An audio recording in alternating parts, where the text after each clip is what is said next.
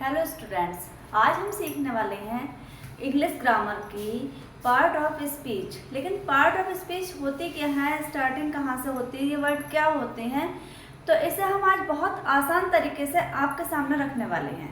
उम्मीद है कि आपको ये पार्ट ऑफ स्पीच समझेंगे, ग्रामर समझेंगे तो कभी नहीं भूलेंगे। तो बहुत आसान तरीके से, बिल्कुल बेसिक से हम स्टार्ट करने वाले हैं आज इंग्लिश ग्रामर अपनी। इंग्लिश ग्रामर में जो वर्ड बने होते हैं तो हम स्टार्टिंग में क्या सीखते हैं, अल्फ़ाबेट सीखते हैं। अल्फ़ाबेट मतलब ए से लेकर जेड तक। ए से जेड तक जितने भी लेटर होते हैं हम उन्हें क्या बोलते हैं, अल्फ़ाबेट बोलते हैं। ये हमें एनसी से हम सीख भी जाते हैं, ये 5th 6th स्टैंडर्ड तक आता है तो बहुत अच्छे से हम अल्फ़ाबेट को जान जाते हैं। अल्फ़ाबेट हमारे दो पार्टों में बटे हुए होते हैं। कौन कौन से? एक होता है हमारा कॉन्सोनेंट और दूसरा होता है वोवेल। अगर हम अपने अल्फ़ाबेट ए से जेड तक के लेटर में से वोवेल निकाल लेते हैं, ए ई आई ओ यू, तो ये बाकी बचे जो लेटर होते हैं ए से लेकर जेड तक के, वो सारे क्या होते हैं, कॉन्सोनेंट होते हैं। बी सी डी और इसके आगे के जितने भी लेटर होते हैं ए ई आई ओ यू को छोड़कर बाकी सारे क्या होते हैं, कॉन्सोनेंट होते हैं। हमारा कोई भी वर्ड बिना कॉन्सोनेंट और वोवेल के नहीं बन सकता, तो इसे वोवेल और कॉन्सोनेंट को मिलाकर मिलता है हमारा वर्ड। जैसे हमने ये लिखा राम, तो आर क्या है, कॉन्सोनेंट, ए वोवेल और एम कॉन्सोनेंट, तो ये क्या बना, हमारा वर्ड बना। इसी तरह से कई लेटर को, दो या दो से अधिक लेटर को मिलाकर क्या बनते हैं, हमारे वर्ड मिलते हैं। या एक वर्ड में 4-5 लेटर भी हो सकते हैं। मोहन क्या है, एक वर्ड है और इसमें 5 लेटर हैं। ग्रेप्स, ये मैंने बहुत सारे, कई सारे आपके सामने वर्ड लिखे हैं।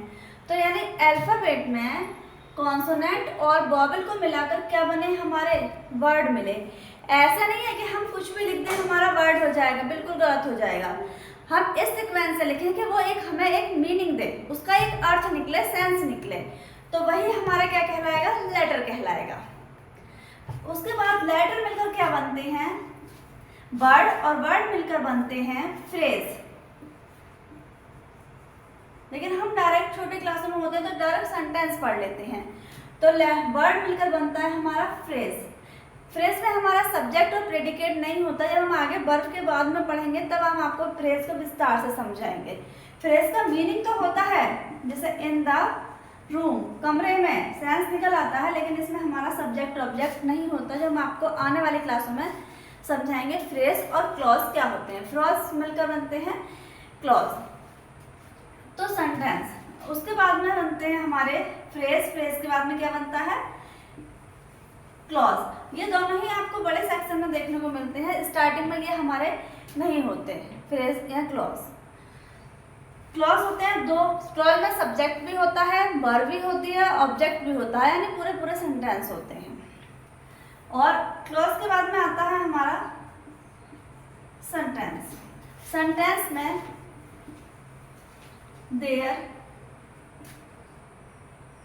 there was a king. He lived in a beautiful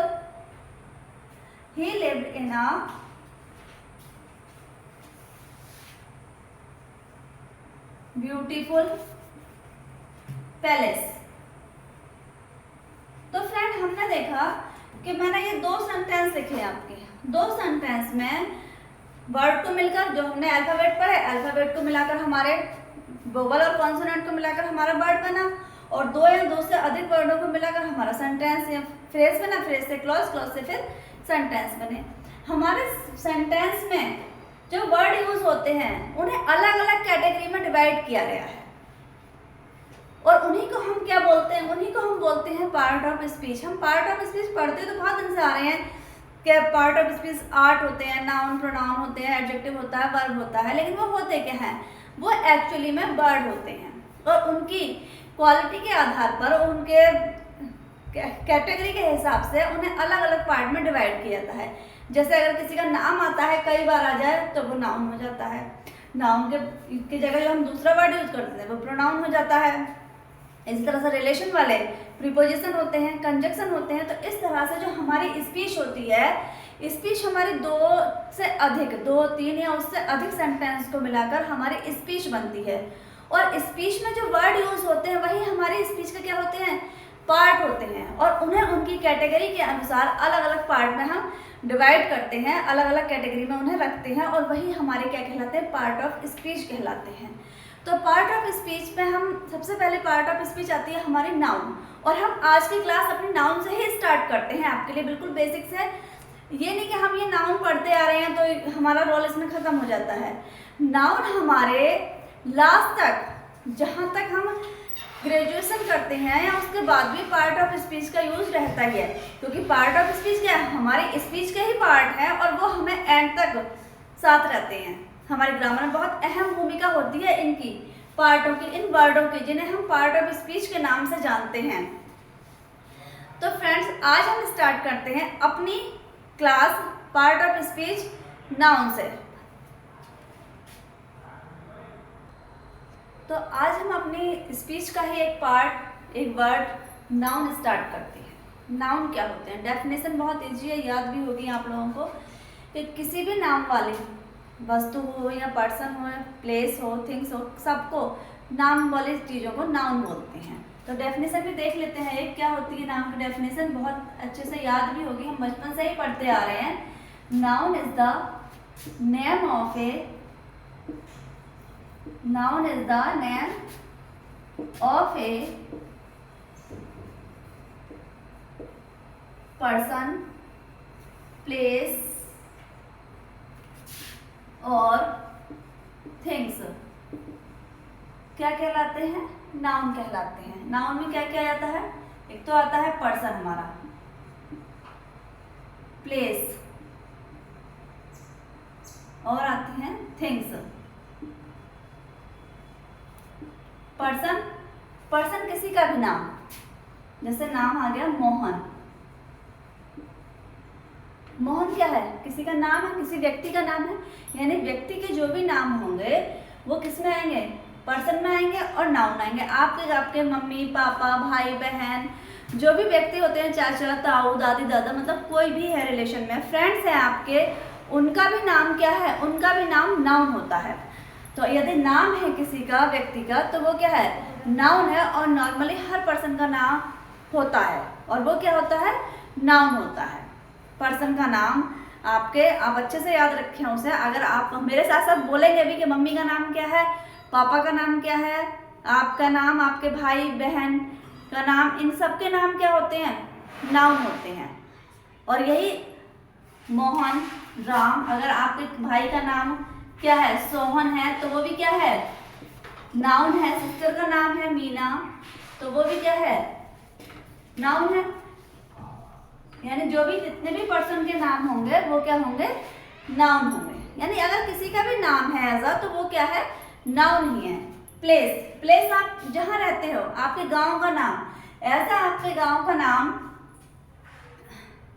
Sonapur है, सोनकपुर है, तो वो भी क्या है, नाउन है। और आप बिलारी में रहते हो तो वो भी क्या है, स्थान है भाई, स्थान का नाम है बिलारी। आपके नानी के गांव का नाम, तो किसी भी स्थान का नाम, आपके जिस प्रदेश में आप रह रहे हैं, जिसे बोलते हैं आप यूपी या उत्तर प्रदेश, उसका नाम। भारत में रह रहे हैं इंडिया, तो ये जितने भी स्थान है, स्थानों के आप कहीं घूमने भी जाते हैं तो उसका भी नाम है। लोटस टेम्पल जाते हैं, आगरा जाते हैं, तो वो सारे क्या हैं, प्लेस हैं। और अगर उनका प्लेस है तो स्थान का नाम भी है, तो वो क्या है, हमारा नाउन है। यानी नाम जिसका भी है वो क्या है, नाउन है। अब आते हैं थिंग्स। थिंग्स हमारे पास बहुत सारी होती है। वह पेन है, आप एक बॉक्स है, डॉल है आपके घर में,